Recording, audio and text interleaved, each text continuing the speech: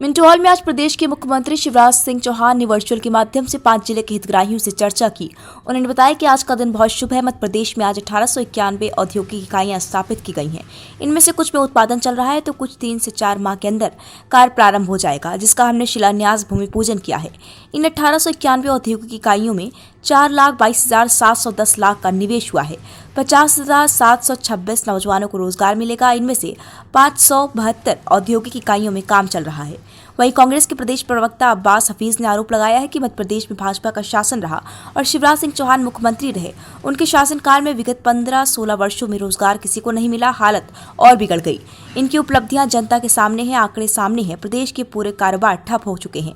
आपके लॉकडाउन की गाइडलाइन लगातार बदलती रहती है। पुराने कार्यों को चालू करना था जो बंद हो चुकी हैं। उनकी जरूरत है। आज 1 वर्ष पूर्व ऑक्सीजन प्लांट की बात की थी, उसका क्या हुआ?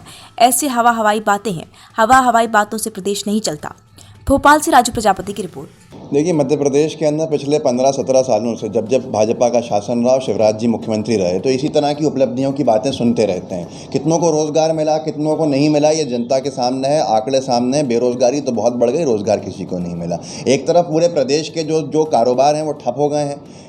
प्रदेश में कारोबार सही तरह संचालित हो नहीं पा रहे हैं, क्योंकि आपके लॉकडाउन की गाइडलाइंस बदल जाती हैं। कभी कुछ हो जाता है, कभी कैसे करना है, क्योंकि सरकार दिशाहीन है। उससे जो पुराने जो कारोबार ठप थे उनको रिवाइव करने की ज़रूरत थी, उनको सही तरह से उठाने की ज़रूरत थी। लेकिन ये 1098 कह देना और ये होना, इससे बेरोज़गारी दूर होगी। दूसरी बात, इकाइयों की ज़रूरत आज किस चीज़ की है? आज प्लांट्स की ज़रूरत है, ऑक्सीजन की। जब ऑक्सीजन प्लांट की बात करी थी 1 साल पहले, उसका क्या हुआ? तो ये हवाई बातें हैं जिसकी वजह से आज पूरा प्रदेश भुगत रहा है। इन हवाई बातों से प्रदेश नहीं चलेगा, बल्कि प्रदेश वहाँ चला जाएगा जहाँ आपने 15 साल में लाके खड़ा किया था, जब हमारे पास सत्ता आई थी, कमलनाथ सरकार बनी थी। तो ये चीज़ें करने से बेहतर है कि जनता के पास सीधे फ़ायदे पहुँचाएँ और धरातल पे जो चीज़ें हो सकती हैं उनकी बात करें। ये बातों से कुछ नहीं होगा। ये सिर्फ हवाई बातें हैं जिसको जनता अच्छे से जानती है।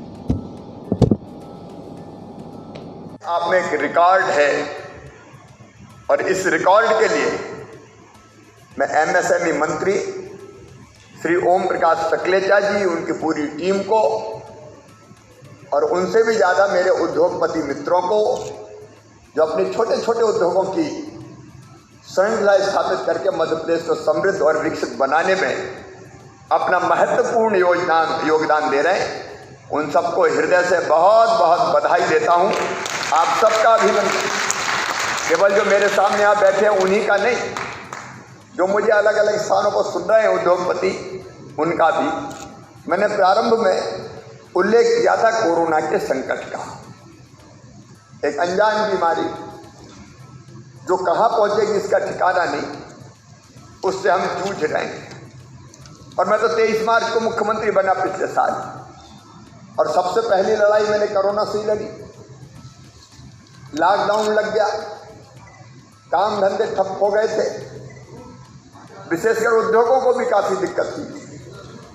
लेकिन वैसी परिस्थिति में काम करते करते तब जब अर्थव्यवस्था ध्वस्त हो गई थी, एक बार फिर हम लोगों ने कोशिश की कि ध्वस्त अर्थव्यवस्था को एक बार फिर से स्थापित करें। प्रधानमंत्री जी ने एक मंत्र इस बीच पे हमें दिया, और वो मंत्र था आत्मनिर्भर भारत का मंत्र। प्रधानमंत्री चुनौतियों में अवसर खोजना जानते हैं। उन्होंने कहा आत्मनिर्भर भारत। हमने संकल्प ले लिया कि आत्मनिर्भर भारत के लिए आत्मनिर्भर मध्य प्रदेश का निर्माण करेंगे।